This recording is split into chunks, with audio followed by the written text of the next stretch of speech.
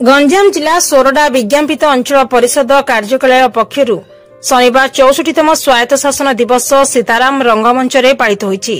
NAC कार्यनिर्वाही अधिकारी उमेश चंद्र साहू प्रत्यक्ष तत्वावधान में आयोजित उत्सव में एनएसी अध्यक्ष शिवशंकर पंडा सभापतित्व करथिले।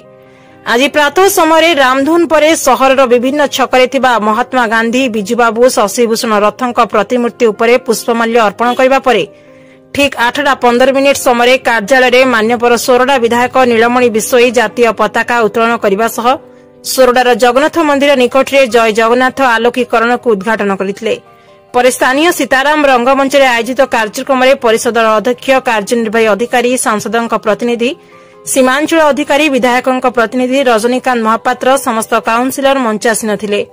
एनएसी पक्षर कार्यकारी होतबा विभिन्न जनहितकर प्रकल्प संपर्क में अध्यक्ष उपस्थापन करबा परे विभिन्न सांस्कृतिक कार्यक्रम अनुष्ठित होइतला।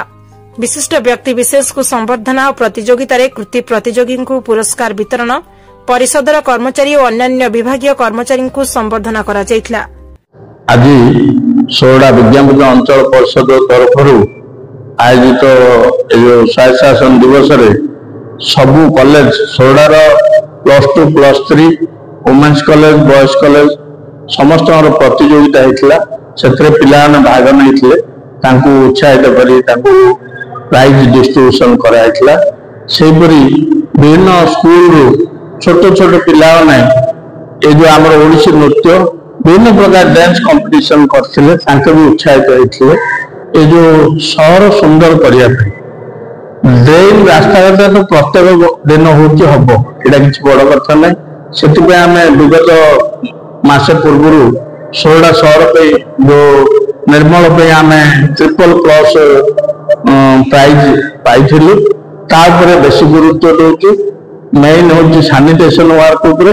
द्वितीयतः सोरडार जहाँ जहाँ बाकी अच्छी गली कंदी जहाँ काम अच्छी मुख्यमंत्री अनुदान आसिले पूरापूरी कार्यक्रम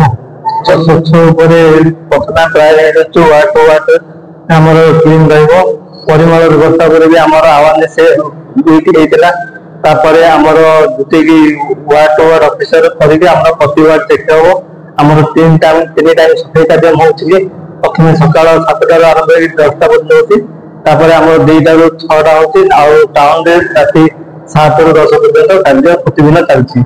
सोरडारू मनोरंजन अधिकारी रिपोर्ट श्री न्यूज।